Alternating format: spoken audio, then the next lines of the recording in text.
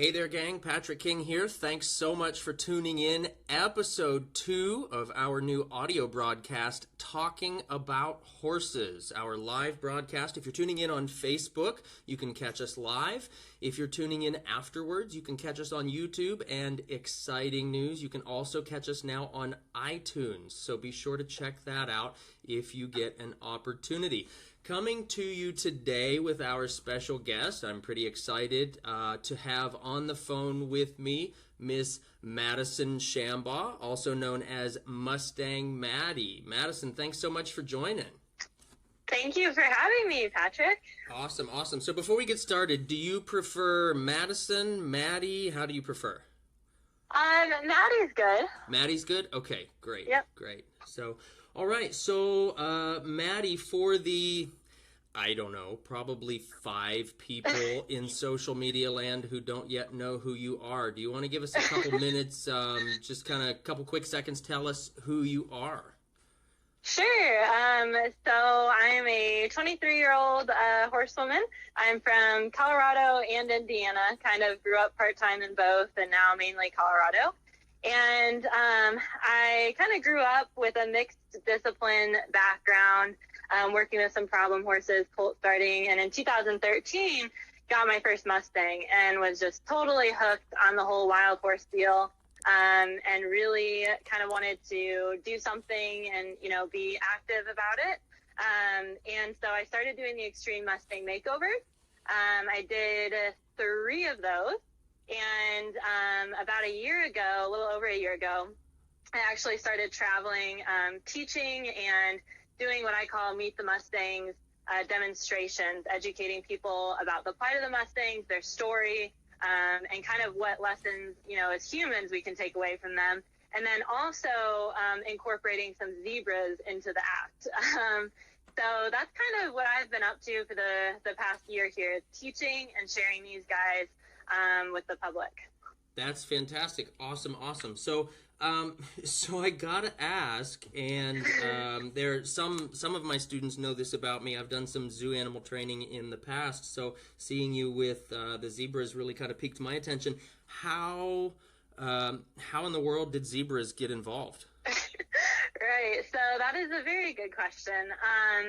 So when I was growing up, my grandfather, my dad's dad, he was the director of our local zoo, and he just had a passion for exotic animals.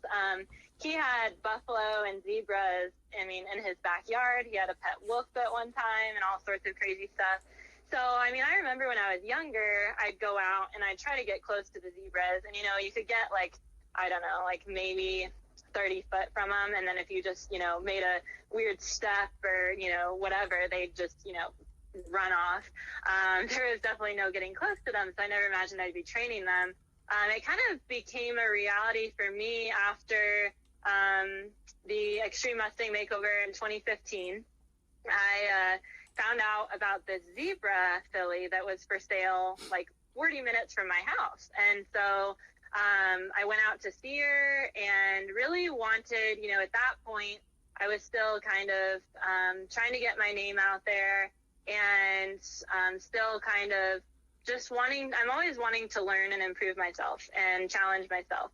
And the zebra, everyone said, was like the hardest of the equines to train. So I just got done training this Mustang, and I was like, this could be my new project. So I brought Xena home as an 8-month-old Grant zebra, and it was a big project. People would come out, my friends and, my sisters and stuff would come out and watch me working with this animal, and they were like, you are crazy. Like, you're going to get yourself killed. She was pretty wild at first. And, it was me learning at the same time how to, adjust my program and make it flexible enough to accommodate these guys. But she started doing really well after that, and now she does some really cool Liberty performances. She'll sit and lay down, and the horses side pass over her, and all kinds of stuff. So it's been pretty cool. They're very interesting creatures. I've definitely learned a lot. That's pretty awesome. And I've not done nearly that much with zebras. I've halter trained a couple young foals, but so for anybody out there listening, can you tell us maybe a little bit of how you found the zebras to be different than maybe handling the horses or the domestic horses or even the Mustangs that you've worked with?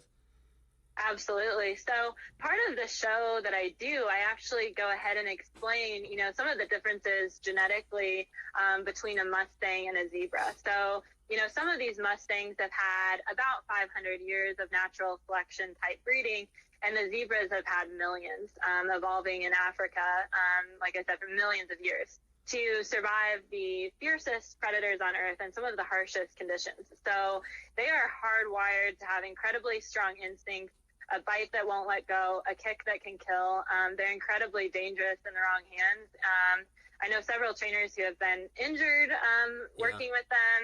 And then I believe, from what I've heard, they cause more injuries to the American zookeeper each year than any other animal, as a statistic that I saw. So they're basically, their flight instincts are heightened. So, they just go from 0 to 100 and panic in the blink of an eye. They're kind of like a deer. Imagine trying to train a deer or something with that kind of flight instinct. And then they also have a lot of fight too. Right. So they're much quicker to kick, to bite, and they don't hold any of that back. And then finally, depending on the species you're working with, they don't have as strong of a tendency to bond with one another. The Grant zebra is a species who does have that tendency to bond, but like the Grevy zebra, for instance, their herds are much looser. Those stallions breed based on territory, not based on herd structure. Okay. So because of that, they're much less likely. Well, they don't have that glue that holds them together. Like the horses and the Grant zebra do, because that glue holding the herd structure together is what allows them to mate and have offspring. But the Grevy zebra rely more on territory. So depending on the species, you have that going too to further complicate things. Yeah. And then also, with that tendency to go into panic, well, then the other side of that is that they're actually very lazy because they want to always conserve that energy so that they can kick it up to 100 whenever they need to. So they're kind of like a mix between a aggressive donkey and a deer. Okay, right. I was just going to mention that. Sounds very similar to a lot of kind of the problem donkeys or problem mules that I've worked with. Yeah. Very cool. Very, very cool. That's awesome. So getting along the lines of kind of the challenges and the difficulties, I know there was a video that went around, I don't know, a while back, maybe last year or so, and refresh me if I'm wrong on that, with you with a 3-strike Mustang. Is that right? Yeah. Oh, yeah. So that would be Amira. And I got her, I got her this fall and competed with her at Mustang Magic this past January. And, it's always hard to say what your most difficult horse is because you're always learning new things, right? But I really think that she has been the most difficult horse I've ever worked with, which a lot of people wouldn't think by watching her videos and how much progress she made and how I started her at Liberty and things. But she's very introverted. She just really didn't want anything to do with not just me, but other horses. She had a tendency to really want to shut down, which I found is, pretty common in those fearful introverts. And so there'd be times where if you asked her for too much, she'd just totally shut down and have nothing for you. So she's definitely been a big project, but it's made it all the more rewarding too, to see how loyal and, how willing she is now. Yeah. Fantastic. So you reference her as being a 3-strike Mustang. What does that mean exactly? Yeah, so basically there was an amendment made when, the Mustang population started kind of getting out of control that said if a Mustang is put up for adoption at 3 different events in a row and is not selected, then they become sales authority horses or sales eligible. So they are sold on the spot for $25 instead of the normal adoption fee of $125. The other main stipulation that is concerning, that can be concerning, is that generally when you adopt a Mustang, you have to hold their title for a year. Yes. Which really tends to turn away, kill buyers and stuff like that, at least upon the time of adoption. With these sales authority horses, it's much more likely that they end up there sooner. There is paperwork, of course, that they have to sign with the BLM, saying that that's not going to happen. But once they're sold, there's really no way, of keeping track of that. So a lot of them do end up going to slaughter. So that's what it means to be the three striker. And you can see too, they're branded with a big U. And so in her videos, it's pretty legible to see that big U as part of her brand. Yes, right. Interesting. And so you said you started her at Liberty. You have a Liberty Start program, right? Yeah, so she's kind of the one who got me started into that. So basically, it all kind of happened, honestly, by accident. I had started Mustangs and the gentling process both ways. I had done it online before, with a halter, and then load them in with a halter, and then, you just kind of have to get close enough where you clip the lead rope, and then you kind of have that line of attachment. And then I had started some too where I just didn't have anything on them. And generally, especially for this competition, because I was working with a really busy schedule and I was on a limited time frame, I was going to have the halter put on in the holding pens, and was kind of in a hurry that day, ended up actually forgetting my halter. And so when we were on the way back, they load them into kind of catch pens and then shoo them into your trailer. Normally when they're in the catch pen, that's when they can flip the halter on for you. Yes. But again, I forgot to do that. So we're heading back and I'm like, oh, I can't believe I forgot the halter. I'm in this timed event and I'm already busy and da-da-da-da. And I was like, I'm just going to kind of see what I can do without the halter, and see how long I can go without it. And after working with her for the first day or two, I was like, I wonder if it'd be possible to actually ride her without her ever even having a halter on. And the idea sounded completely crazy at first. It sounds pretty brassy, sure. Yeah. That almost sounds like a college guy bet. Like, hey man, hold my beer and watch this. Exactly, but it was just against myself, and I'll set these, challenges for myself. And anyway, so as I started going, I actually started realizing what we could take away from the process to relate back to just our general colt starting methods, because it's all about creating a mental connection with them because you don't have any ropes. And then the second big thing is that you're not denying their flight instinct at all. So if you end up what I would call going over their threshold or asking them for more than they're ready for, you don't risk causing any trauma or anything like that. They simply go into that flight mode, and then they'll start to interpret when they need to go into that flight mode and when they don't. Now, even if you don't do it at Liberty, you can still apply a similar concept instead of, holding them and kind of micromanaging them as you're desensitizing them,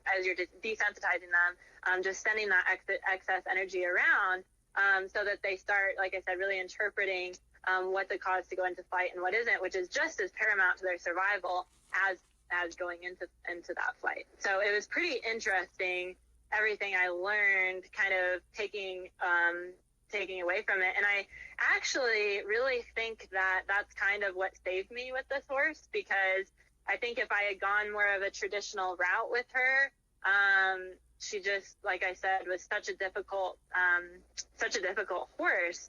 I just don't know if that would have been as effective with her. Yeah. So that's interesting. That's really interesting. And it all kind of started by accident. And so now you have a program, basically. Yes. That are you teaching this program, or how does that work? Well, I'm still kind of experimenting with it. Okay. So I went back home that fall after I started Amira, which then we kind of got into a predicament, because my goal was to ride her in that first week, walk, trot, canter, and, you know, doing some basic body control stuff in the arena, which she did. But then we were supposed to leave the next day, and she still wasn't halter broke. So she was halter broke for maybe 24 hours, and then we hauled, you know, about 17 hours across the country to go back home. Okay. But anyways, when I got back, I started 3 domestically bred colts in the same way and had success with them. So I was feeling pretty good about it. And then this spring I had a Mustang that someone had given to me that had a very bad bolting issue, would sometimes buck as well, was just very reactive, could never relax, would basically just want to run and bolt off as soon as you put a leg over. So I did a restart with him using the Liberty Start. His name was Django. And it was effective with him as well. And he was super relaxed. And I just posted a progress video of him about a week ago, and that's kind of been the latest video that's going around. So to see it work on not just a horse that's more of a clean slate, but also one that has had all of these issues was really, really interesting. And what I found too was, again, by letting these horses make decisions on their own, once they make the decision not to bolt or not to go into that reaction, it holds a lot better than just micromanaging and forcing them to stay with you. So when it can be their decision, makes a big impact, I found, with him. And then also, again, kind of just talking about reading those thresholds and kind of making it more of a process of two-way communication is kind of what I talk about a lot in my program. So I'll give them different things to do, like to communicate their fear than a buck or a bolt. So like one being the hindquarter yield. So okay. I train them that if they're nervous, they just need to yield their hindquarters, and I'm going to get off their back and walk away, or I'm going to take that scary object away. And then eventually it's enough when you yield their hindquarters to just sit there and relax, you know, and rub or whatever. And they return to a state of relaxation. But I don't expect, you know, to get on a horse for the first time and them not have any fear. Sure. And I also don't expect them to have fear, but me to not acknowledge it and say, suck it up, ride on anyways. That's just not my style. So by giving them this tool to communicate their fear in a way that is effective and safe for both of us, I found has been a huge game changer. And I learned that through another very difficult horse that I worked with. That's kind of another story. About a year, it was about about a year and a half ago. So I had a difficult horse that I was working with. Wow. That's awesome. Yeah. So with the difficult horses, when you're going through the Liberty Start, how do you find that to be different than with one that you've kind of been starting from scratch? You know, one that's got the history behind him and kind of the learned braciness. How do you feel that that's different than one that just has no point of reference yet? Oh, it's definitely, I'm sure as you found, a million times harder trying to undo behavior that has been accidentally reinforced. Yes. Or, you know, whatever for years than starting with something blank, for sure. And, you know, also determining what kind of trauma is behind that. And when I talk about trauma, I'm basically referring to some sort of trigger that sends them back in. It's like they're reliving that original moment. And it's so odd because it's very similar to what you see in humans, like with PTSD and stuff. Absolutely. The horses are just so incredibly sensitive, being these prey animals, and especially the Mustangs and the zebras with these heightened instincts. It's just crazy what they will hold on to throughout their body and their mind. And these triggers just send them back to relive that moment. So giving them the tools to work through that can be a big challenge. And people, you know, ask me all the time, they tell me their horse's story and they you know, that all these awful stories, and they say, do you think that he can recover? Or do you think he can be normal again or whatever?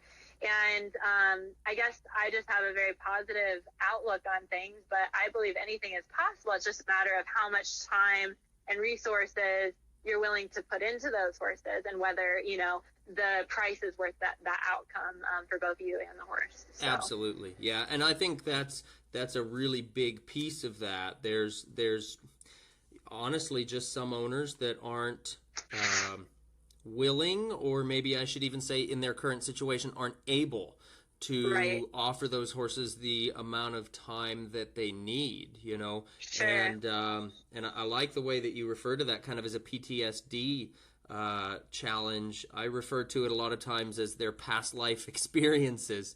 Yeah. And because it can very much seem that way, you know. It's something that happened in their life in the past, but it's very real to them, and it can kind of form what I talk about as part of the horse's personal philosophy, you know, where they develop a personal philosophy about life and about work and about the world in general, just like, you know, any of us would. Exactly. And I do find that can be the biggest challenge, is helping them to readjust their personal philosophy. Right, and just with humans as well, and that's what I find, you know, really fascinating too about my work with horses is, especially, you know, as I've had more experiences and meeting all these new people and things, being on the road, is how many similarities there are, as far as, you know, how difficult it is for some people to break patterns and habits and things that they've been reinforced for their whole life. Just like these horses and like we talked about with the PTSD and things, there's so many parallels that I think that people can take from working with these horses. So it's never really been just about the horses for me. It's about how can these horses help us be better as humans as well, and in our relationships with people. So it's very important to me that the methods that I'm using with the horses are ways that I'd relate, you know, to with people as well, not, you know, exactly in the same way, but with the same morals in mind and things like that. Absolutely. And I find that most of the time the human is probably a lot harder to change than what the horse is, you know. Because boy, when the horse finds that kind of breakthrough moment, I find them to be so much more honest about it, you know, and so much more willing to kind of stay there once they find it, even if they have a harder time finding it. But there's a lot of times I find that people kind of lie to themselves, or they let themselves off the hook a lot, so it makes them a lot more difficult to change than the horse. Absolutely. Yeah, which is a big piece of this deal, you know? Yeah, and it's so interesting, too, to see how our horses mirror, you know, where we are at our, you know, the point in our lives that we're at. And what I found, too, you know, that's been a little bit difficult for me starting, you know, all this teaching and things. I love teaching. But sometimes you're at clinics and you see the way people are interacting with their horses is quite similar to the way they interact with other people a lot of the time. So if they're kind of a very type A, go-getter, controlling personality, they're like that with their horses as well, and very busy. And then for a person who, you know, has a lack of confidence, again, that shows up in their horses, and they really mirror that. And so it's like a little bit difficult for me as a trainer, because we're supposed to be talking about training horses. But the way we train horses is oftentimes how we treat other people. And then it goes even another level. It's a lot of times how you treat yourself, too, and how hard you are on yourself and things like that. It's definitely, there's so many dynamics to it. It's just, I'm always learning. So. Yes. Absolutely. And that brings up something that I'm hoping to get to a little bit later. You talked about how hard you are on yourself, and I had a reference made to me from a friend about a post or a short article that you had made not too long ago about a recovering perfectionist. So a little bit later, I'd love to talk about that a little bit if you're all right with that. So you're out there teaching clinics now. When you're teaching, do you have a primary focus of what you're teaching? Are you trying to teach your basic program? Is it a problem solving? How does the clinic scene go for you? Yeah, so I'm getting more organized this year. Originally, when I started out, it was like, hey, come to my clinic, I'll teach you whatever you want to know, you know, trying to get people to come. And which really turns into a balancing act when you have all these people in the arena and you're trying to do something separate with all of them. It's very difficult. So basically, I'm offering a few different types of clinics. A horsemanship clinic groundwork and then riding. So groundwork is basic body control and communication on the ground. And then under saddle is, basic foundation work there. Some more advanced stuff, although I'm still fine-tuning my riding and things like that. And then I offer a Liberty clinic, so teaching everything at Liberty, which is really what I love doing. And then I also do what I call barrel racing naturally program, okay. Which is also a really fun clinic to teach. I've only taught 2 so far, one in Canada and one in Indiana. And those are always a lot of fun to do. But before I got into the Mustangs, I rode barrel horses for years and tried to develop a program to get those horses running in a way that they stayed relaxed, but yet they were very competitive. That was kind of the main goal. At one point, I took on a stud who was just really kind of blown up and things and was working through that. So learned a lot through him. And anyways, I formulated a program for barrel racing that I teach with that. So those are the 3 main types of clinics I'm doing right now. And then I do demonstrations, at various events with colt starting, problem horses, zebra behavior, and different things. But honestly, being on the road, I really didn't know what I was getting into. And I sold all my barrel horses to go out on the road. Sold my last really good one in the May before I left. And it was just a struggle. It was always a struggle financially, living from event to event. Yes. Hoping people show up because you need to get paid, and then people call at the last minute and cancel. And, it's been a struggle. And also getting a team of people to help me with all of that. So I've started moving a lot more to some online stuff, our membership program on Facebook with the live videos. And then this summer I've been filming my groundwork course and a Liberty 1 and 2 class that I plan to have online this fall or so. And then I also wrote a book on my 5 golden rules, and we did a DVD for that. So I'm hoping to have more of that stuff available soon to kind of give me a more stable source of income, hopefully, to support what I'm doing with the Mustangs. So yeah, absolutely. So you alluded to 5 golden rules, and I don't know about everybody else, but I'm not too familiar with that. Can you kind of give us a sneak peek about what those 5 rules are? You bet. So the 5 golden rules are something I've developed over the years with my work with the Mustangs and Zebras, as well as studying the work of other successful trainers. And I've always been a person who has to think in terms of a formula or a pattern. And even in school, I kind of changed majors a lot. And again, that's another story. But at one point I was in pre-pharmacy, which is a very rigorous major. Yeah. So I definitely don't claim to be, the smartest kid. So for me, it was all about how do I find a formula that'll help me be successful on these exams and things. So I would actually draw out these huge concept maps, and I would look ridiculous. I'd be walking around campus with this huge kids coloring book that I'd fill with all these concept maps, because then I could see everything and how everything worked together. And when it came time for the exams, I would do really well. They had a grading curve, so I'd end up getting 104 and all this stuff. And friends would look at me and be like, "What are you doing?" Because they would get so confused and they complain, the professor never went over all this stuff. Well, he didn't, because it was an application, of the information. It wasn't, it didn't work for their memorization technique. So I decided to do something similar with horses. And I had a young horse slip in the snow and fall on me and break my leg. So I had 6 weeks off is when I really put this together and drew it out. And I came up with these 5 things that every successful training program kind of has in common. Every scenario revolves around these 5 things. I tried really hard to come up with something that didn't involve those 5 things and was unsuccessful in that.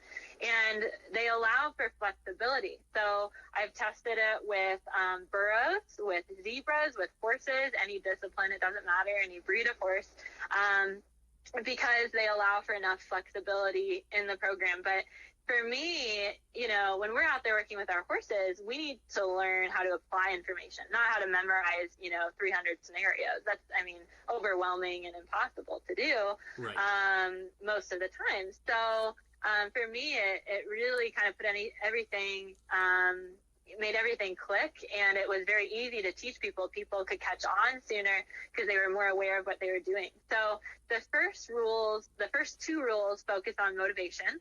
How do we get the horse to see, what's in it for them? Okay. And then the last three focus on communication. They have to know what we're asking them to do.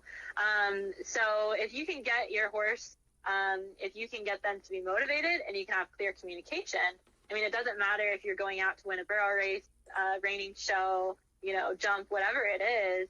Those things are highly important. So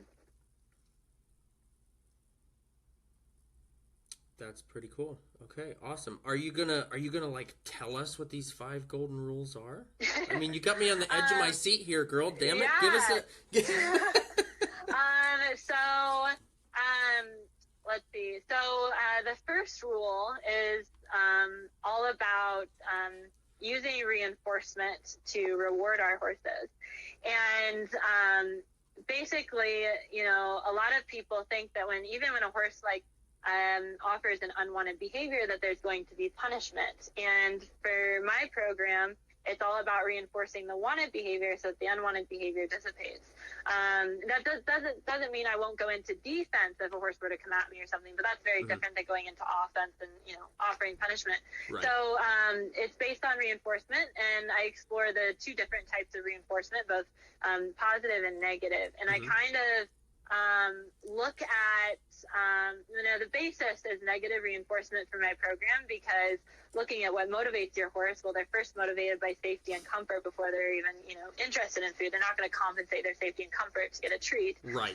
So the program is based on negative reinforcement. But when I started working with the zebras, I worked with Xena for the first almost year just using negative reinforcement.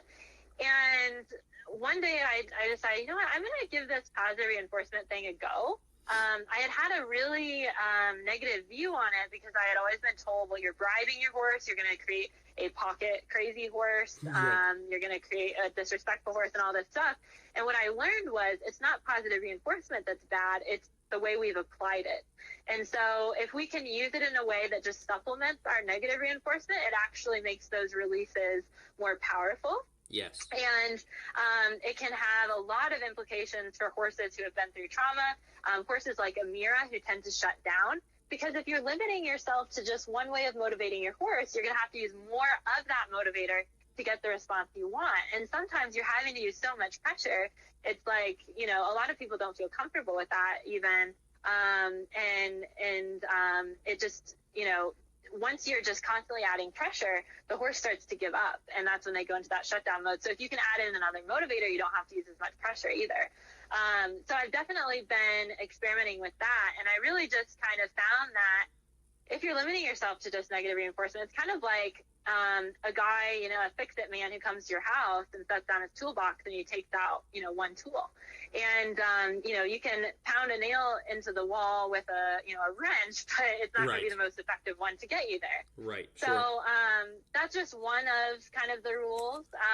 And then I have all 5 available on my Facebook group on the membership site. But then, like I said, the second one deals with another way to motivate our horses, kind of what I would call like the win-win situation, kind of redirecting excess energy. And then the last 3 dealing specifically with communication.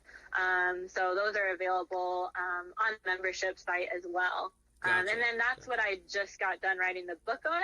Oh, okay. So, so that was really exciting to have that done. So I still have to edit it, but the meat is all there. So. Awesome. So, gang, listeners out there, if you want to know Maddy's 5 golden rules, unfortunately, as much prying as I'm trying to do, she's just not giving it up, guys. This chick is tough. So you're going to just have to buy her friggin' book when it comes out, which is okay. That's awesome. That's cool. And I totally respect that. That doesn't mean that this interview is going to get any easier. I'm just saying that I respect that. That's all. So Oh goodness. So, so you mentioned, and I really respect you for this, for kind of diving into the online learning and the video learning and that sort of thing.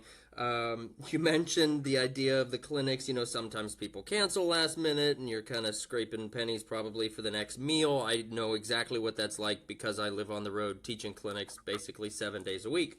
Wow. So life as a clinician and a performer, as you know, it's not like I have to tell you, is pretty hectic, and sometimes can be kind of scary when you get those cancellations or you get the contracts that don't come through and that sort of thing. So, you know, without maybe getting too personal, or maybe with, I don't know, how do you handle that? Absolutely. So I definitely always kind of have the mindset that there's 100 hours in every day.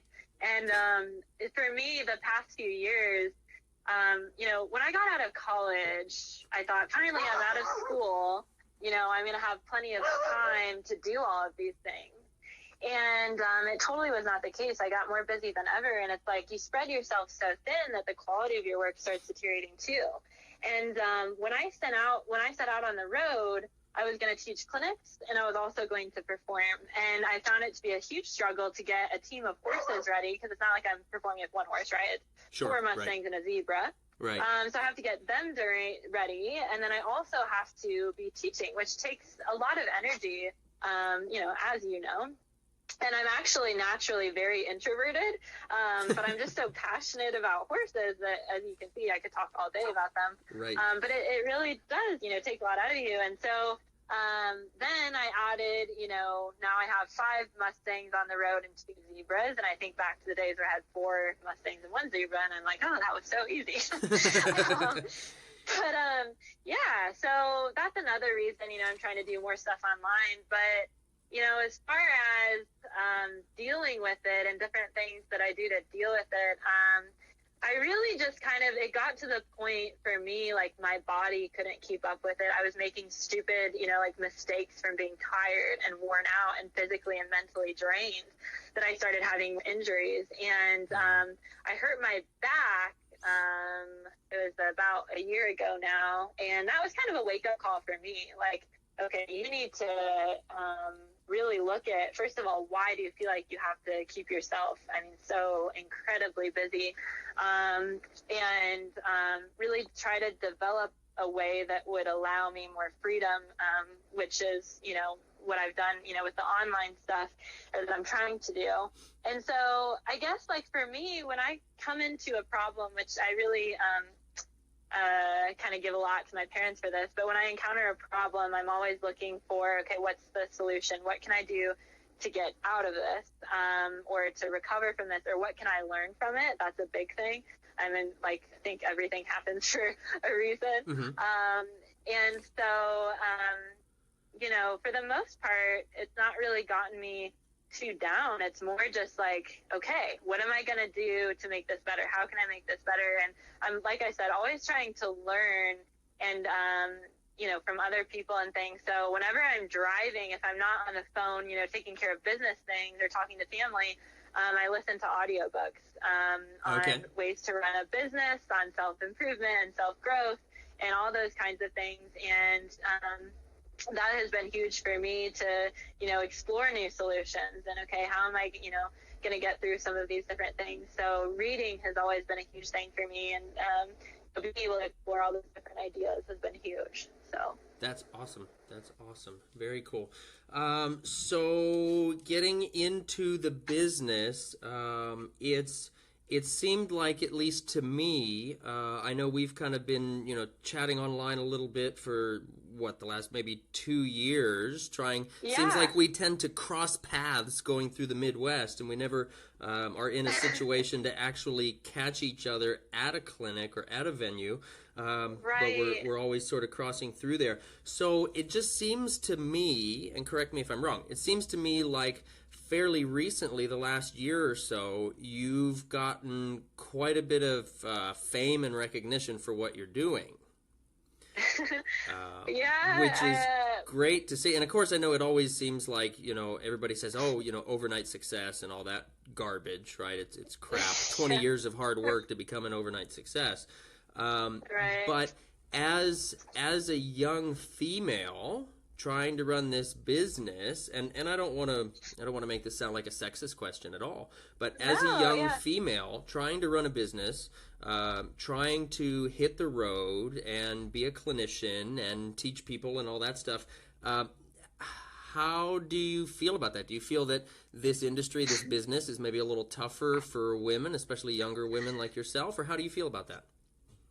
Yeah, so I could talk a lot about this too. So basically, like for me, as far as, people starting to recognize my work and things, it's been great in the sense that now I feel like I can talk to someone and have a source of credibility. Whereas before, I was, some little, blonde girl out working horses and, whatever. So it's been nice, to have, some credibility so that, you have more respect and things like that. On a lighter note, it is very funny to see people's reactions when I, pull into gas stations and stuff with my trailer, because my rig is, a 6 horse trailer with living quarters. It's almost 40 foot long. And guys especially will take double looks all the time. Sure. And one time we were filling up our generator, we being me and my friend Allie, who was working with me on the road for a little bit, we were filling up the generator, which requires gas. And the guy came up to us and he was like, that truck's diesel, right? And I'm like, I think I got it, buddy. Thanks. So it's definitely a lot of double take when they see, someone out my age traveling alone. I'm either usually traveling alone or traveling with another young woman who, is interested in learning from me, which is awesome to have. Right now I have Claire Walsh, who's another successful Mustang trainer herself. But it definitely, you've got to be always kind of, my mom, I always make fun of her for saying this, but I'm going to quote her. You got to keep your head on a swivel. I mean, it's, you're pulling into gas stations late at night. You're, dealing with a lot of different people. So, I mean, just the safety component too. I mean, at first my dad just about lost it when I said I was going on the road, but sure. I think after the Zebra especially, they kind of learned that I'm a little bit strong-willed.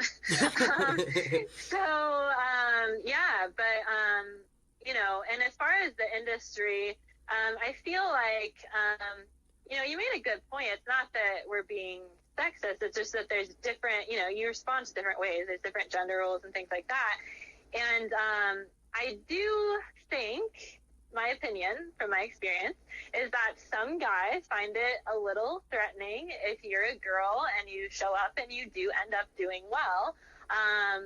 And I've had comments made to me before. Like, I remember my first Extreme Mustang makeover, a guy came up to us and was asking my friend who was with me at the time, what man was behind her, what man helped her train that horse. She didn't train, I don't believe that, she didn't train that horse on her own, and wow. All this stuff. And it's like, and it's hard, but you have to let go of people having their own opinions, because they are wrapped up in their own story a lot of the time. Yes. And letting that go has been huge. I mean, even posting the videos, when you start getting a lot of comments, I really don't read through them anymore, because it's too hard to pour your heart and soul and your total passion into this to try to make something like better and bring something better to the world and something really positive, to still have people, throwing in, whatever.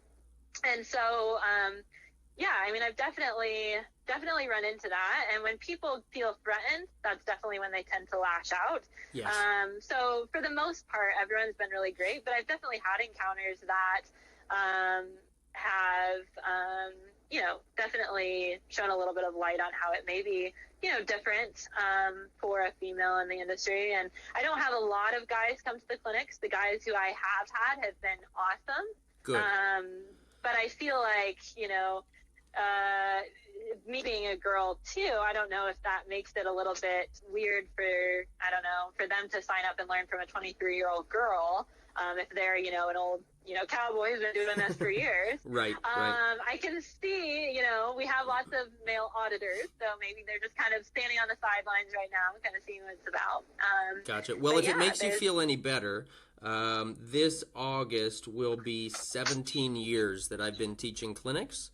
And I think I've had about that many guys show up to my clinics throughout the years. Wow. I mean, it's gotta be 20 or less anyway, without a doubt. So, so you're not unique in that. It's definitely the women definitely outnumber the men as far as the student ratio goes. And I've had all the men have been great, but the ratio of men is very, very small in my experience also. Yeah, and I think, a lot of that too goes with the cultural, this is kind of getting a little bit deep. I don't know how deep you want to think of it. With our cultural norms and beliefs and things, we put a lot of pressure on men to, figure it out themselves. And if they need help, well, that's weakness and things like that. So I have found that women, depending on how they were raised, tend to be more open in receiving help and things like that. Now, I think that's something I'm really working on, is accepting help from people and realizing I don't have to do everything on my own. Right. But just as a kind of a broad, overlook, that's kind of what I found. So I'm sure that is probably part of it too, hey? Right, absolutely. Well, and, like you said, you have a hard time kind of accepting help from other people. You're as a broad overview, you're kind of a different kind of broad out there, right? Sort of tough as nails, taking the bull by the horns and handling it yourself. I guess I kind of assumed that you had, some other people on the road with you and that you weren't on the road solo most of the time. I know I've pulled it, and maybe this is oversharing on my part, but I've seen some pretty seedy stuff happen outside of hotel rooms that I've been at and truck stops that I've visited on the way. And I'm just traveling okay, I'm going to admit this to you, Maddy, and this is just you and I talking on the phone, but I drive around in a Prius, right? So there you are hauling down the road with a 6-horse, and I'm pulling in with a Prius, right? So, so just that right there, your brass is heavier than mine. That's what it comes down to. But, but I've seen some pretty wild stuff happen, going down the road. So it does take a lot of brass to be out there solo, doing that. So, I give you a lot of credit. I commend you for doing that. Well, thank you. And, normally most of the time I'm staying with, host families who have all been like awesome. But I have been starting to fly a little bit more, and especially with the hotel situation. I was in Arizona this winter and stayed like downtown Phoenix, and quickly learned that was probably not like a good idea. I was like, honestly, that is the one night I've been really terrified. Yeah. I was by myself in this motel room, and there were like all these guys walking by, and I don't even know, doing whatever, and like pounding on my door because I think they had the wrong room, and my heart just stopped, and I was like, oh God, man. oh God. Wow. Please. Yeah, so it's been interesting. You definitely learn those places not to go. Yeah, for sure. Wow. That's it. Life on the road is interesting, It is, and I think, a lot of people look at it and they see what I'm doing, they're like, oh, I'd love to do that, and I wouldn't give this up for anything, but they don't see everything that goes into making it work. Yes. It's definitely not all sunshine and daisies. And that's the thing too, even about finding help, is, people get here and it's hard work. Right. And I've been fortunate to have some really good help, but, it's always a struggle because people just don't quite, and through social media and things like that, we really think we understand what's going on, but we're only seeing one side of it. Absolutely. People get to see the glitz and the glamour, and so it seems like such a glamorous life, traveling around, seeing new places, meeting new people. But I know I find this as well. It's not often that people actually kind of understand how stressful that can be and how difficult that is, being on the road all the time, chasing your paycheck instead of sort of having a steady job to bring that. And that takes a lot, so that'll maybe put us into a kind of a different segment of this. That takes a toll on a lot of personal relationships and a lot of family relationships. So how do you handle that? It definitely does. I mean, it's a lot of missed birthday parties and graduations and weddings and, all of that stuff. And, gosh, I think honestly, going out on the road at first, I almost wanted to make myself more distant. I'd had a lot of relationships in the past that didn't end up so well and stuff. And, but you realize, you definitely don't want to live your life on the run, too scared of opening yourself up and committing to relationships and stuff like that. With my family, now I'm lucky that my family is very mobile. My dad loves traveling. And so they've been completely so supportive of what I'm doing and will come visit me at some of my shows and stuff. And then when I'm in Colorado, I'm right next to them. My dad thinks it's awesome that he can drive over to where I am. Oh, that's great. To get a hold of me. Yeah. So, it's been awesome being so close to them, but at the same time, I've been so busy. I really haven't had a lot of time this summer, filming when I was home to really spend with them. But yeah, luckily they're able to be pretty mobile and, meet up with me at some of these places. And, of course, we talk on the phone and stuff. And I've always been the person as far as, friendships and stuff like that, kind of back to me, being more introverted. I have a few, 2 or 3 really close friends that it doesn't matter, if we don't see each other for a year, we'll still pick up right where we left off and we're still there to support each other. So, that's always good. I definitely don't have a wide circle of people that I'm constantly trying to, keep in touch with. So, yeah. Cool. So, so I remember a video that you posted. I believe it was a live Facebook video last fall. Yeah. Oh yeah. Geez. After Magic. Yeah, after that Mustang Magic deal, and I sat there forever trying to do that. It was nerve-wracking. Yeah, and I remember seeing you kind of in tears, seeing you in tears going over this video and talking about just kind of how you had worked so hard up to that point, and now it was at that point, and now, take us back to that if you can. Yeah. Or tell me to go to hell and just leave it alone. That's cool too. No.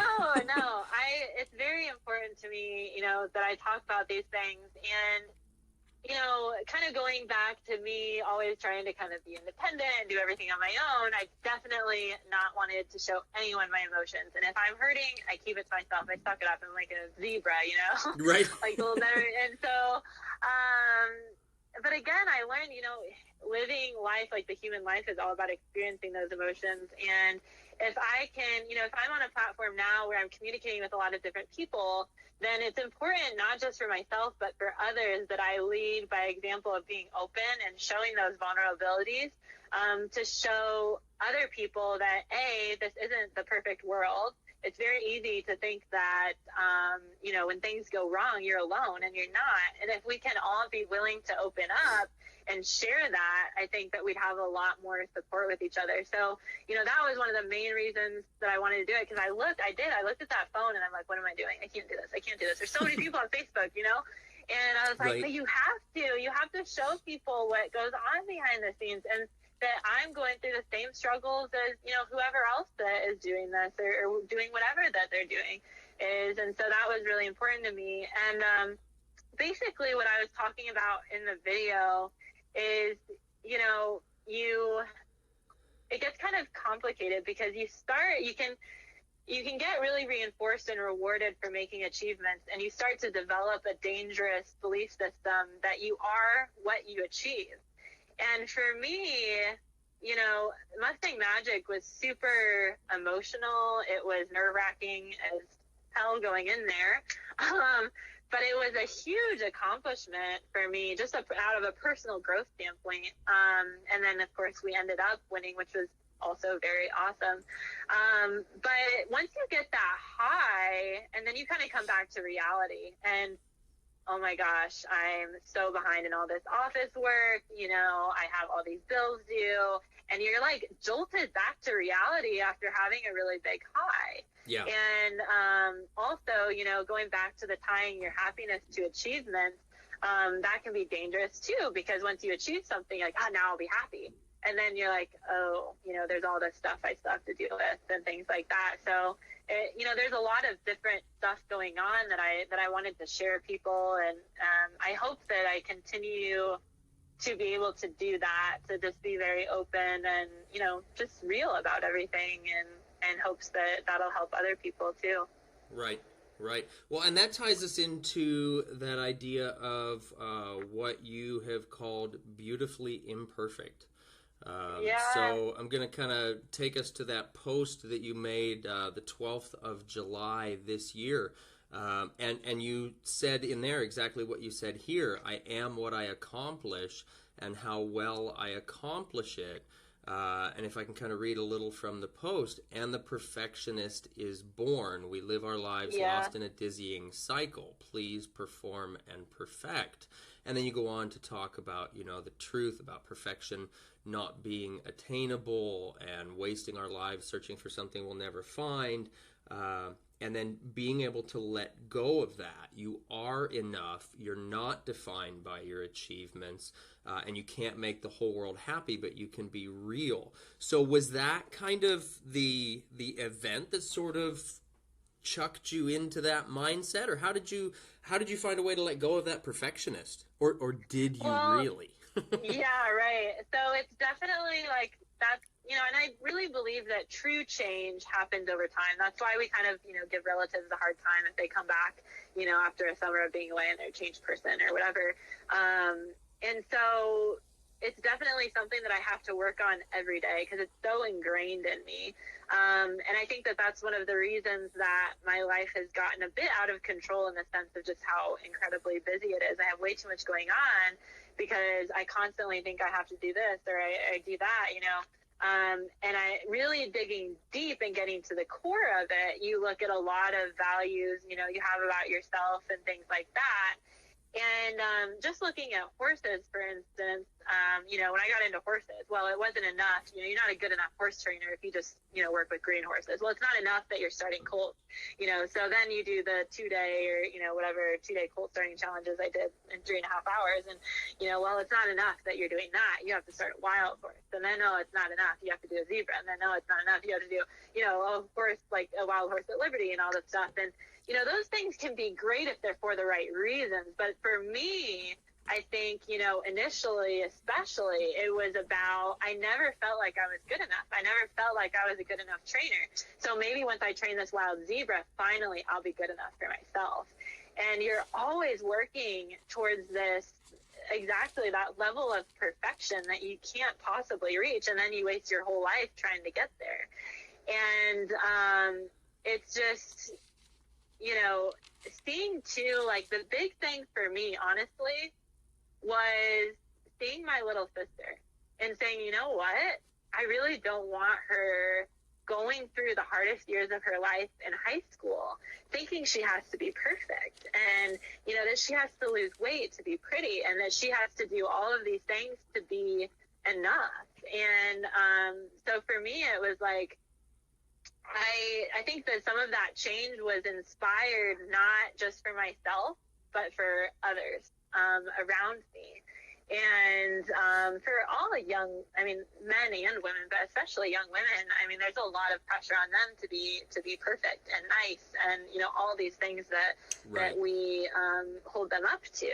And so, you know, I'm definitely working on that whole, I hate even saying it, that self-love thing, you know. But I think that a lot of that change can be inspired by caring for someone else. And then as you practice it, you can start applying it, you know, okay, I'm doing this to better myself. But I've definitely gone through experiences in my life that have really made that a challenge. So, yeah, that's kind of a little bit about that. Yeah, boy, and in the end, aren't those the challenges that are the most meaningful, though, too, you know? It is, yeah, and it's so interesting too. One of those reasons that I like to write those posts is not just to share with other people what I'm learning and my experiences, but also because writing is how I work things out in my mind. So I've been trying to that's keep your outlet. Yeah, exactly. So I've been trying to keep a journal this year and just write through things instead of, sucking up and eating a cinnamon roll or something, and try not to express it. So yeah, that's been huge for me, is writing it out. And what I've kind of started discovering is, we were talking earlier about how much we can take from the horses. And I now have 6 horses. 5 are on the road with me right now because my trailer just isn't big enough. But each one of them has taught me a lesson for myself. And I'm actually starting another book called The 6 Mustang Mirrors, of how these wild horses have taught me what I would call self-truth. So they've been huge, especially Amira. And I think a lot of people relate to Amira when I talk about her, because she has that tendency to dissociate and shut down. People have the exact same thing. And I can't tell you how many times I've done that. When you start to feel vulnerable and you start to feel an emotion that puts you at risk, you shut yourself down because you don't want to feel that. And you can't selectively numb feelings. You can't say, I want to feel joy and happiness and love, and I don't want to feel anger and sadness and frustration. It doesn't work that way. If you numb one, you numb them, and then you numb them all. And that's no quality of life. So it's definitely something I'm trying to actively work on, and the horses have really helped me put it into perspective by almost acting as a mirror of what I'm working on in that sense. Yeah, because, boy, they'll sure bring all of those emotions out, won't they? Yeah, definitely. Definitely. Yeah, for sure. Awesome. So just a quick little intersect here, gang. If you are listening to us live, please feel free, check in. Let us know who you are, where you're from. Give us some comments in the comment section below this live broadcast. And here in a bit, if we've got some time, if Maddy's not pressed for time, we're going to open the floor maybe to some questions. So feel free, enter some of your questions into the comment section below this audio, and also feel free to share this and invite your friends, tag them, get them to join along in the conversation as well. Getting back to this, I am Patrick King. We are talking about horses, talking about Mustangs, zebras, and life on the road, actually, with Maddy Shambaugh, Mustang Maddy. And this is awesome, Maddy. Thank you so much for making the time to do this call with me and to put yourself out there, because I know I'm kind of throwing some grinding questions at you, but I think it's important for us to be able to kind of talk about, who we really are and who people don't always get to see behind the mask, right? Because you're teaching a clinic and you're out there in front of thousands of people, and you've got to smile and you've got to, be that light. And I'm sure you find that for a lot of people, you've got to be that positive thing because they're turning to you for that, Absolutely. So exactly. At the end of the day, when the horses are put up, the microphone's turned off, clinic attendees leave, who is Maddy Shambaugh? Shoot, that's a good question. Well, it's really hard for me to put everything away because, once I get done working horses, which, first of all, if I'm teaching a clinic and then I'm working horses afterwards, it gets pretty darn late. Yeah. So by the time I crawl into bed, I'm about dead tired. But, there's a lot of other stuff, with the business and all the marketing and event planning and, the online store and education, and it's, just so much stuff that goes on. I don't have a lot of spare time. But when I do, well, that also makes it difficult because then I try to learn more about what I'm doing. Right. But aside from that, I just, as far as, just things I like doing, I love skiing, for one. My dad's a big skier. We grew up skiing, so I love that. I love scuba diving. Pretty much anything outdoors and nature type stuff. I'm all over, but again, time has been pretty limited for that. But I don't know. I've always been horse crazy. I'm a little bit obsessed. You could definitely say that. I eat, sleep, breathe, live horses, and I wouldn't have it any other way. But that's awesome. Fantastic. Fantastic. Cool. Okay, so let's see. I think I'm gonna. Yeah, I'm rolling through some of these questions here that I had written up because we've kind of gone off on some tangents, which are awesome. I think that's what makes this stuff so much fun. But so, what would you say is your vision for the future of your business? That's a good question. It's kind of funny because we were going past Colorado State University earlier, and I went there my first semester of school, and we passed the arena I'd always work horses in. And at that point, I thought I was going to be a professional barrel racer, trainer and stuff like that. And it's so weird how everything happens and turns out.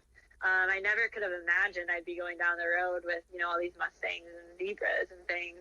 So it's always hard to determine where it's going to go. But as far as for what I can tell you, my plan is to, like I said, make this education more available to people. I really want to work with technology to bring horsemanship into the lives of people in a way that's hopefully easier and more effective than ever before as far as the information goes. Obviously, it's still a game of application, but just as far as having that information available and things like that, I'm really excited for. So definitely continue with the education, those books that I'm working on writing, and still developing my team of horses. I'm really happy with how they're doing at Liberty. There's always absolutely room for improvement, but this next year I want to kind of focus more on my riding and kind of developing these Mustangs into kind of ambassadors for some various performance type stuff. So I have two that I'm working on some reining stuff with. I have one who I've started barrel racing. And then I have one picked out for some dressage work, actually, Patrick. Nice. Yeah, so I just kind of want to spend the next year, or it's a never-ending process, but really dive into the riding part and go out and ride with people and learn kind of the discipline-specific type things, and also do some more. I really like filming, like if it's like a vlog that I'm making that I just started doing, like a video blog, or some way of letting people in and really seeing what's going on and what it's like, and being a part of this kind of experience with me, and getting the Mustangs out on a larger platform, raising awareness for them in that sense, for sure, and just hoping to inspire people, in whatever ways that I can, to go out, and it may not be horses that they're crazy about, but whatever it is that makes them crazy, that they go to bed thinking about at night, that they absolutely love, taking the risk to go after that and really live wholeheartedly in that sense. So who knows where that will go as far as, the filming and that kind of stuff. Pretty exciting. So That's very cool. So you kind of went into a couple other questions that I was going to ask you. So you've been doing a new vlog. Yeah, I just started it, and I'm hoping that I'm going to keep with it. We actually just did another filming session today. But I really just want to, how we were talking about earlier, social media can be so one-dimensional. They see kind of one side of you. I really wanted to invite people into my life, basically, to see what an average day is like, and to learn in the process, learn more about the Mustangs or horse training, or, life lessons I've learned, or the zebras and things like that. And so the vlog is like a fun way of doing it. It's definitely some of the easier editing I've done. And I just got like a GoPro, so it's really easy for me to just like strap it onto my head. I look retarded, but it works really well because I can be hands-free and give people a whole new perspective of what I'm doing. And so that's, something I'm going to try to do weekly. That's a little ambitious. We'll see. But absolutely monthly, and putting something like that together, just so that people can really see kind of the whole picture and aren't focusing on just one aspect of it. So.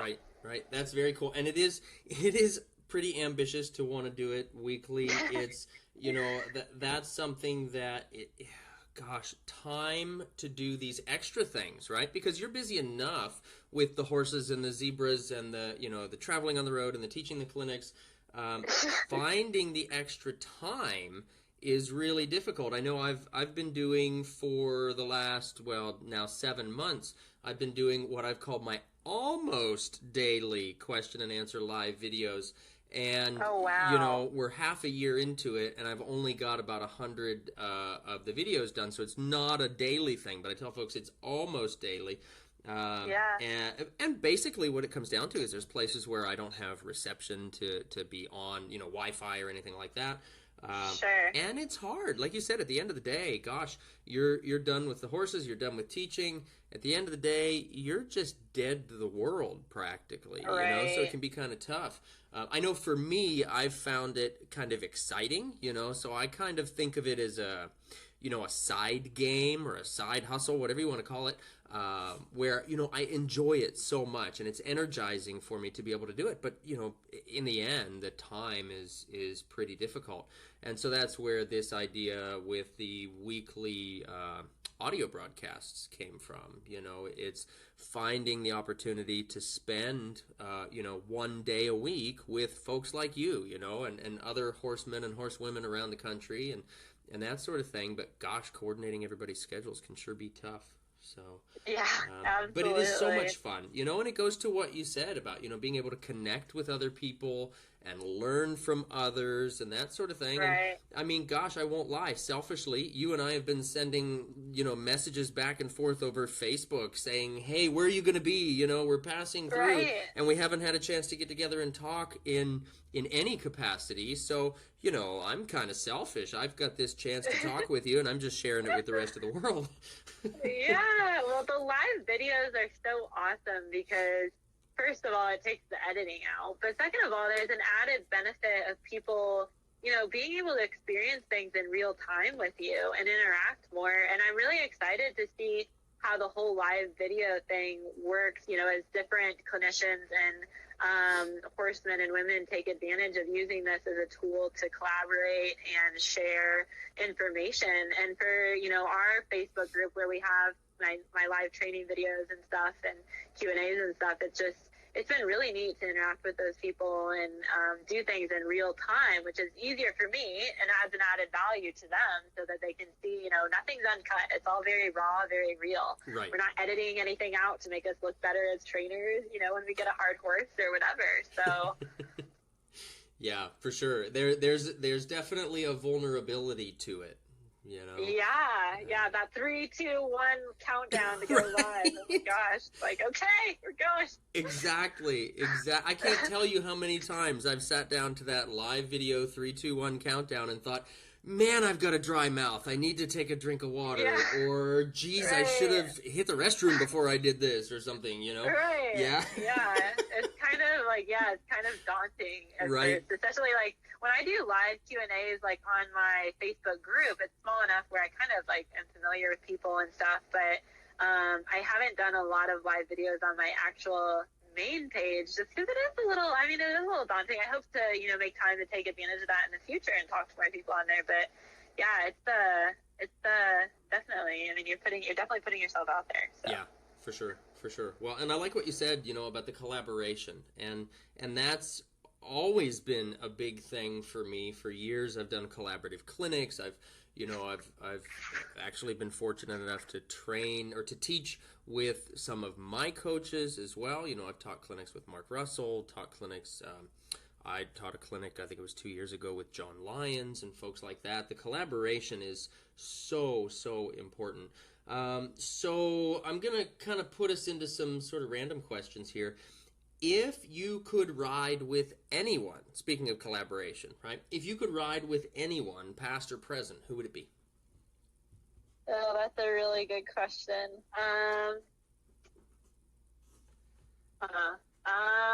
I mean, there's a lot that come to mind. And I mean, just even thinking about how far back that you could go, you know, like, I find like Native American culture like fascinating, and to see how they worked with those horses, like to train them for buffalo hunts and stuff. I mean, without even having, you know, like the tack and equipment that we have now, I find that fascinating. But I mean, that might be a little out there. But as far as like, you know, more recently, like obviously it would be great to have had the chance to ride, you know, with some of the horsemanship celebrities like Ray Hunt and Tom Dorrance and things like that. I think that would be pretty cool. Yeah. And I'm just really honestly like becoming familiar with all of the like performance riders out there. But I can tell you, like, people I've looked up to, two people come to mind would be Stacey Westfall and Guy McLean. Oh, there both you go. Both of those people to me have demonstrated not only amazing horsemanship and dedication, but there's, in my experience with them, and I don't know them personally, I'd love to, but it just seems to me like they are so real and so passionate about what they do. And I was watching Guy McLean at a show, where were we? Midwest Horse Fair, maybe, not this past year, but the following, or the one before that, I mean, the previous. And he really just, like, I don't know, I was just like hit with tears watching him, because it's so refreshing to see someone out there in the horse industry who is there for the horse and who is trying to unify, everyone together instead of, kind of placing into this group, well, I ride English or I ride Western or, whatever. So, I mean, those two people especially have really just been huge role models for me. And Stacey Westfall has been really supportive. She shared my first Mustang makeover video that I did, and that's really what got people kind of learning about what I was doing. I mean, no one knew who I was. I taught a clinic the year before that, and I had to like round people up to get 3 people to come to my clinic. And after I did that ride and she shared that video, I just like had a huge waiting list the next year. Like, it was awesome. And like, for me, people who are really in it for the horse, going back to collaboration, love collaborating, love sharing information, love supporting each other. And that's what it should be about. I mean, the way I see it. And so those two people have been absolutely huge for me. That's awesome. That's awesome. And they are great folks. Guy has been a friend of mine for many years, and Stacey also. I just met her actually at the Midwest Horse Fair. I believe the Midwest Horse Fair that you're referring to. So they that's were pretty both awesome. there. Yeah. I was like, I felt like a little kid waiting in line to go like talk with them. I was like all nervous. Like, yes. And in fact, Stacy and awesome. Jesse live not too far from where I was living. We just sold our house in Ohio, but Stacy and Jesse live not too far from us there. So, of course, that doesn't mean that we ever got a chance to go and visit them, because I'm always on the road, but that's the way that goes. Right. But they're absolutely great folks. So that's awesome. So, talking about Guy, seeing some of the work that you've done with your horses, kind of the zebra laying down and the side passing over and things like that, was he kind of an inspiration for that?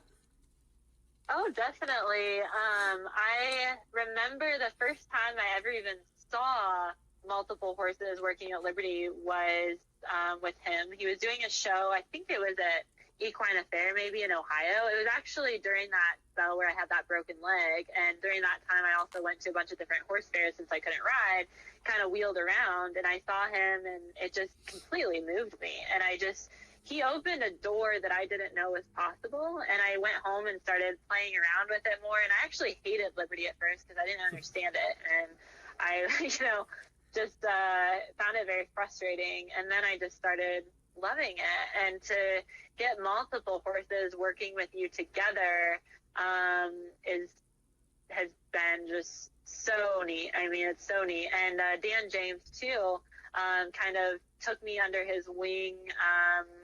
Let's see, it was in the fall, not this past year, but the following. I was able to watch some of his stuff with him. So I definitely, both of those guys, and to me, like, they're definitely the ones traveling and doing the Liberty team stuff. So it's been really cool to watch both of them. Yeah. Well, so now you mentioned studying with Dan. Do you have any other mentors or teachers that you've worked with in the past? Yeah, so like I worked with Dan. I was there. He did like a week-long Liberty deal I think it was in Indiana. And so I went to that, and played around there. And then I have gone and rode with Sean Florida over there in Ohio to 2 of his clinics. And then Casey Deary, I love him. He's down in Texas, reining guy as well, very successful. And I learned so much from him this winter. I'm hoping to go back and visit with him again this fall. So those are 2 guys that I've ridden with. Just some, like local trainers growing up. A lot of it has been trial and error and figuring out, based on experience. Okay, that doesn't work. This work, right. Which takes a lot of time. But I just, even growing up, like I would, starting in like 5th grade, I'd skip recess to go do my homework so I could spend more time with the horses. And that's awesome. It's just, it's just been totally time consuming for me. Like all the time I've spent has been with them. So, it's been awesome to learn from a lot of different people. Because I am such a visual learner, I think that I got a lot even from reading and just watching people. That's been huge. I think I sound almost a little stupid when someone tries to teach me something because I have to process it, and I've got to be able to really see it in my mind. I can't just listen. Like I'm not an audio, how do you say it? Like an audio-based listener or learner. An auditory learner, sure. Yes, thank you, yeah. And so, I've learned a lot that way too, for sure. So that's awesome. Well, I think that's a big piece of it for all of us too, is learning how we learn and being able to use that to our advantage. That's huge, for anything, not just horses, for anything, whether it's, the pharmaceutical that you were going to school for, which, by the way, pays a lot better than a horse trainer. I'm just going to say. Oh, my gosh. But whatever, we all make our choices. That we're just going to leave it at that. No, but absolutely. Learning how we learn is really so important. So that's going to bring me to the next question. So you're going to travel back 5 years in time, and you're going to talk to little Maddy Shambaugh 5 years ago. So you said you're 23? So 18-year-old Maddy. Oh, gosh. That was, So what advice about horses and about business are you going to give to little 18-year-old Maddy?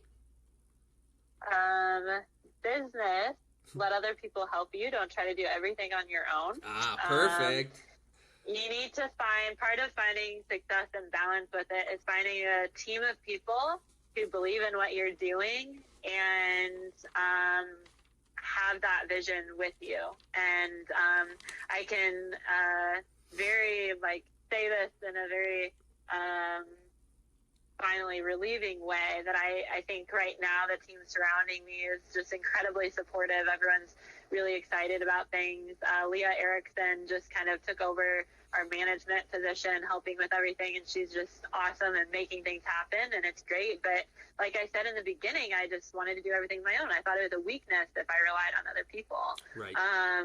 So that's been huge. And picking like one thing to focus on, like what is your main objective? Don't try to do a million projects because that's going to take the quality down and you're just going to run yourself down. So really focusing on a few things. And for me, the biggest thing with that has been developing like a 5-year plan or a 10-year plan, because I feel like I have to do everything right now and there's not enough time. But if I spread it out over 5 or 10 years, then that allows me to really, make things happen and get things done versus just starting all of these projects and never finishing them. Absolutely.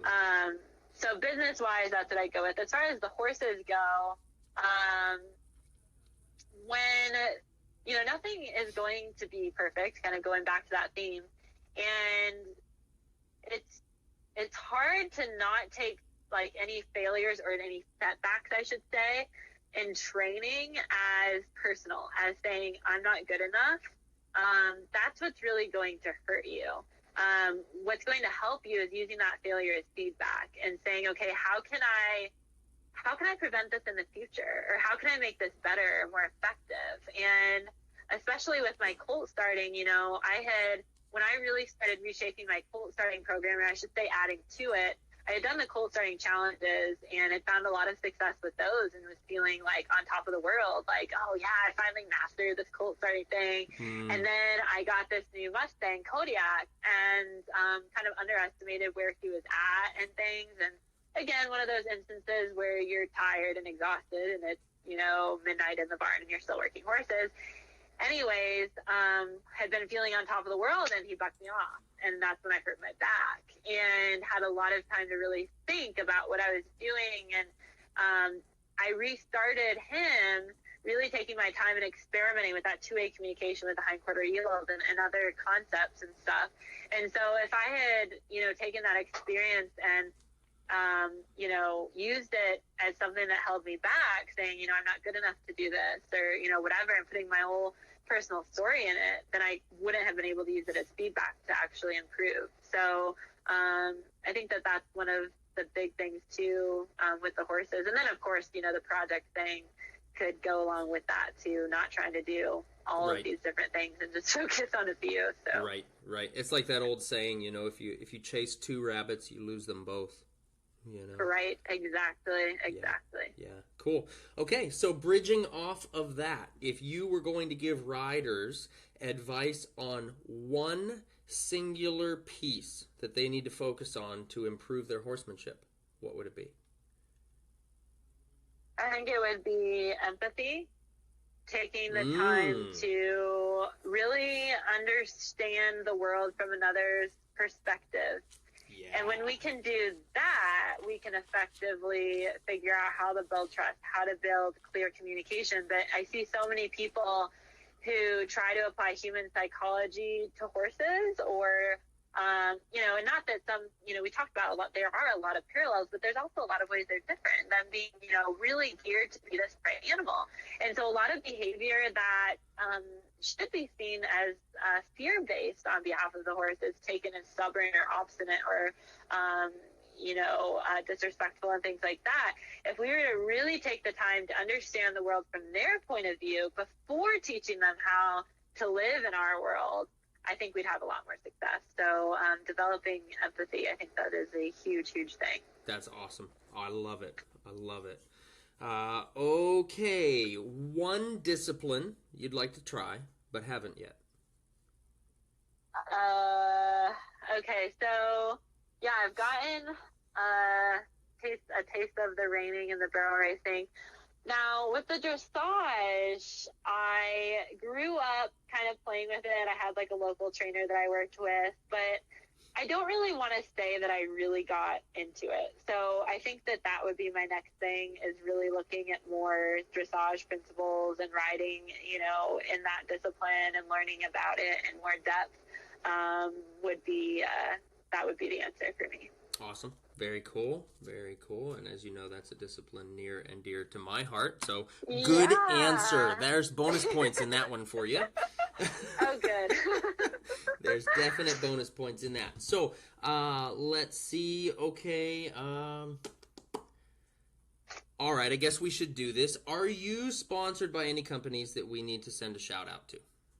Yes. So Crypto Arrow, Whole Food Horse Feed. Chafe Alfalfa, Espana Silk grooming products. I also do work with Impulse Photography and Rhinestone Look Boss, which are also very good friends of mine too. Very cool.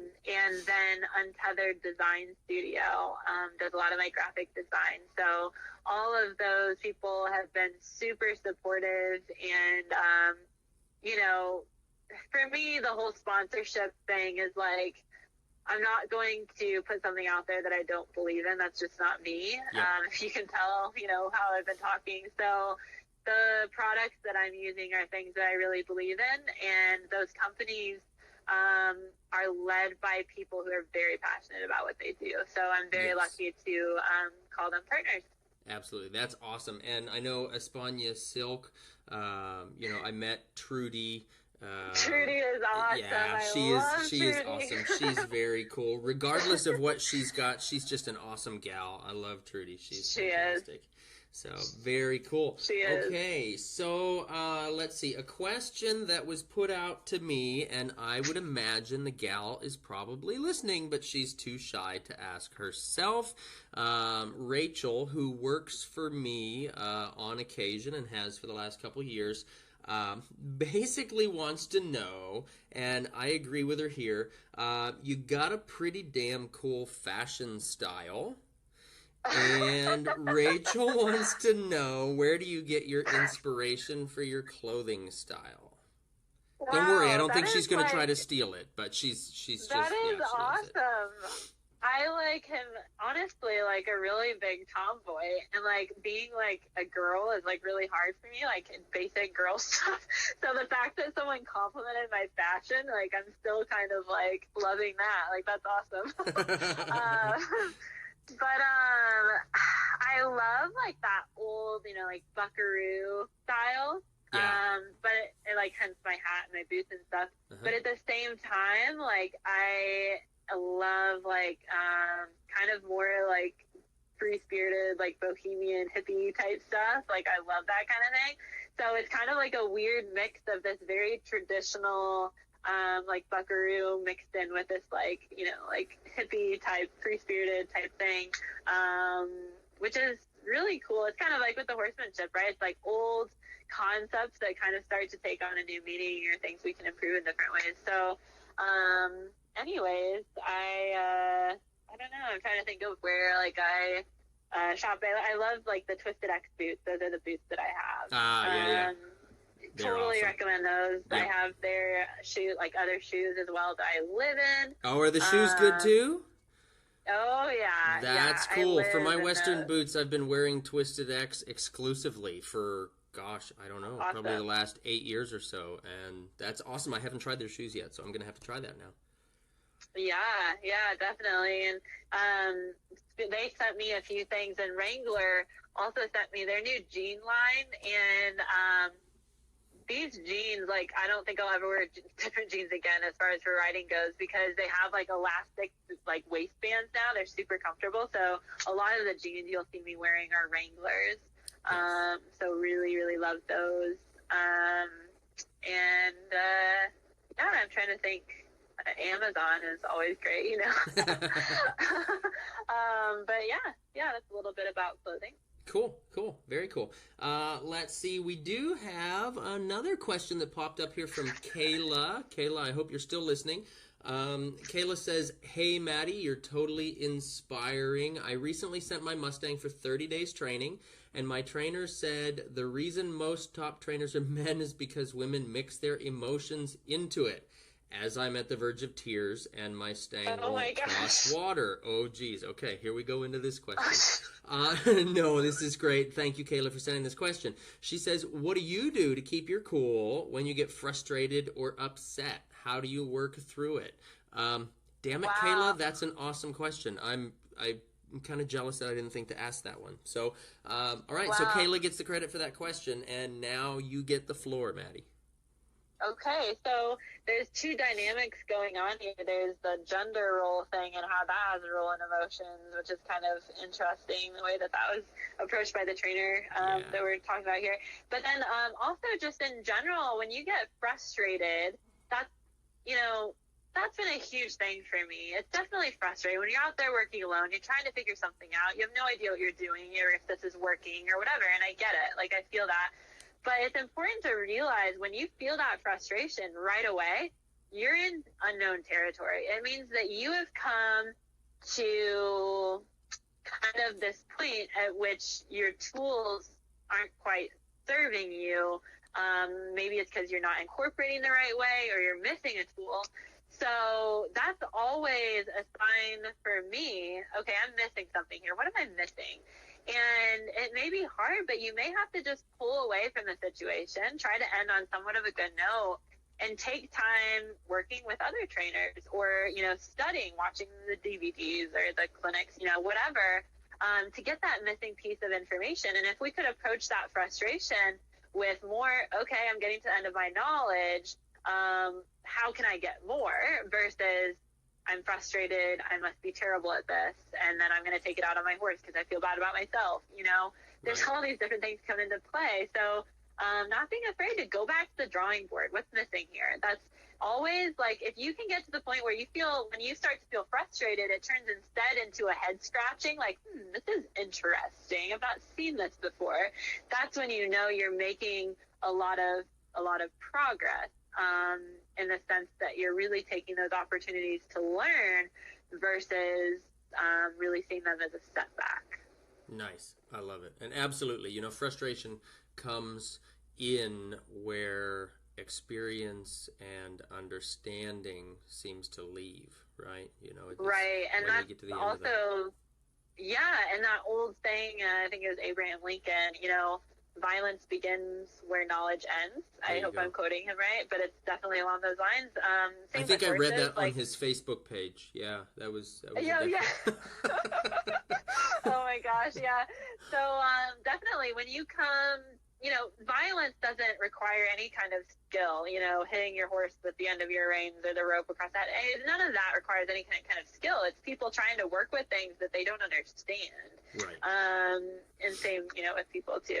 And as far as the gender component goes, I find that comment really interesting. That's probably like a whole another hour-long conversation, but just some thoughts that initially come up is that for me, it's not about not experiencing emotion.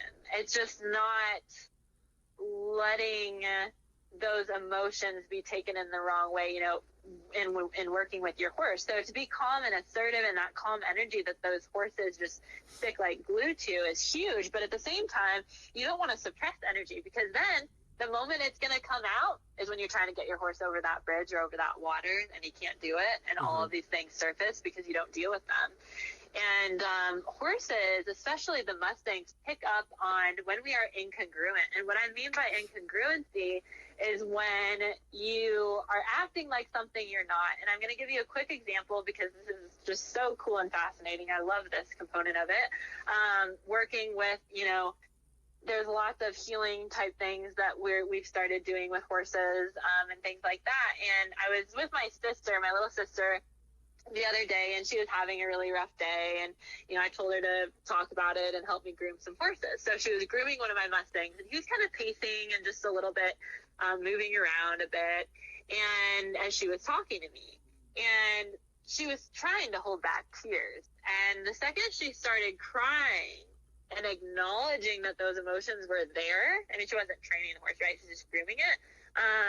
She started licking and chewing and relaxing. And it might seem, for people who don't fully understand, a little hokey-pokey magic stuff going on here, but it's really not. It's that when you're in a state of incongruency and you're not acknowledging the emotions that you have, you're trying to be something that you're not, that requires more energy. You're going to feel more drained throughout the day if you're trying to do that, for one. And the horses pick up on that. And when you have that energy, it's unstable energy. And that means you could erupt at any time. You could act in unpredictable ways. So it requires those horses to be a little bit on edge because they don't really know what's going to happen next. You're unpredictable.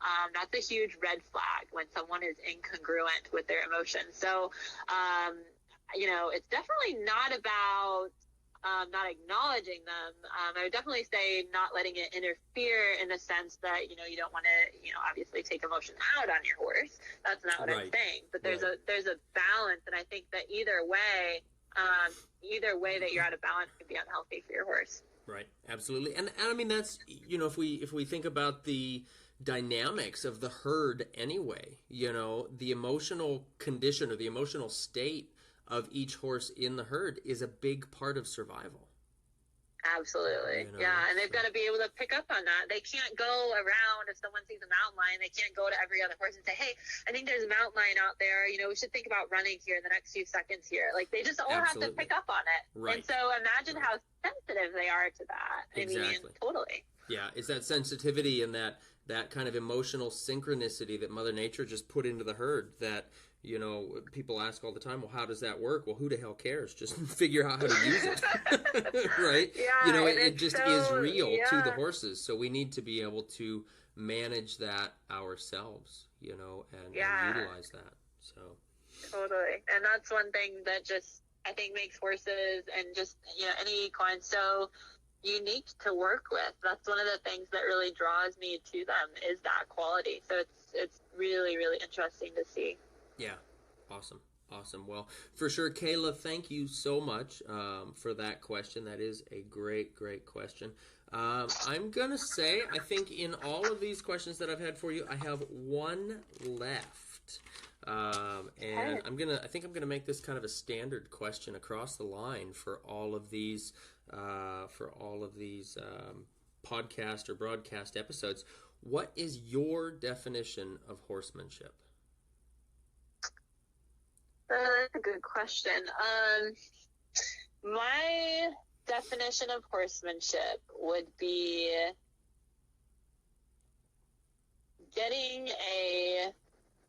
creating a partnership with our horses that is based on clear motivation and communication that allows us to, in turn, refine that communication to the point, I always say horsemanship is successful when people don't even see how you're asking your horse to do something.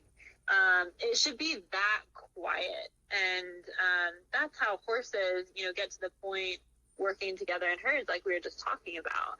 And that's the goal, whether you're on the ground or riding. I mean, the epitome of a beautiful horse and rider pair is that pair that's is synchronized together, right? I mean, it's hard to see where the horse ends and where that rider begins. So developing that partnership, which comes from the communication aspect, that is just totally refined to the point of a whisper, which, kind of going back to that, horse whispering, type, that has kind of a magical connotation with it, but that really is just a way of getting this communication that subtle. I think that that's a huge part of good horsemanship. So that's some of my thoughts on that. Awesome. Pretty cool. I love that. Okay, I lied. One more question. Two more questions. So one more about horsemanship in general. So why do you ride? Why do I ride? Yeah, I think we all do it for our own personal reasons, right? So why do you ride? It's kind of like asking, why do you breathe, right? It's such a huge part of my life. The fact that you can build a relationship with these animals, and that teamwork and working together and teaching them how they can use their bodies more effectively, is huge for me. And, I think that that's one of the things I can actually put into words. I think that there's probably a lot that I can't right now that, I kind of said just like, a second ago, like asking why you breathe. It's so a part of me. And it's weird. It is kind of something like it's hard to explain because some people have it and some people don't, right? Yes. And that's a good question. Awesome. I love it. And you're right. It is for those of us that are crazy enough to be this involved with it. It is just like breathing. So that's fantastic. All right, so we're gonna wrap this up here. I'm going to encourage our listeners to please, if you'd like, keep submitting questions here. Maddy, I'm gonna put you on the spot and say, Maddy will be checking in with the post here. I know Kayla has just posted another question here that I'm not going to read out to you. I'm going to make sure you go back and take a look at that. Okay. So Kayla wants to know some more about that, digging a little bit deeper.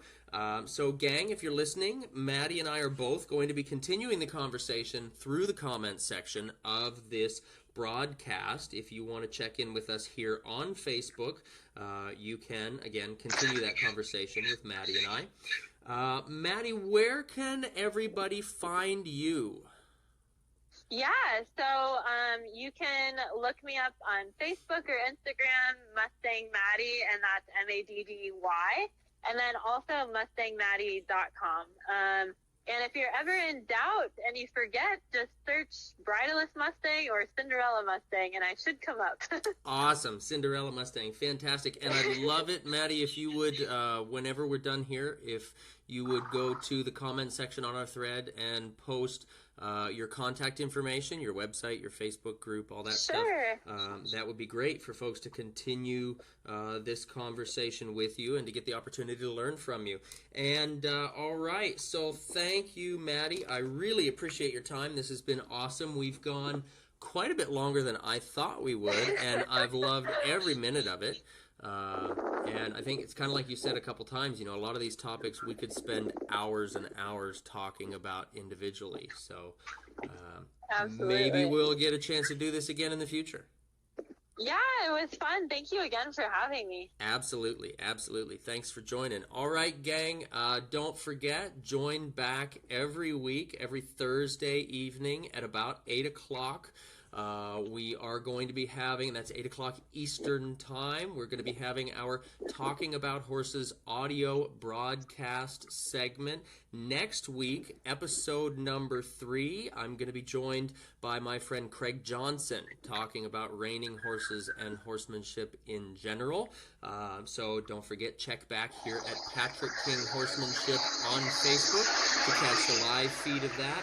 Also, check in with us on Facebook, and don't forget, we've just gotten started with the iTunes podcast. You can hear these on iTunes. If you get an opportunity, please give us a review and some feedback there. Give us a rating.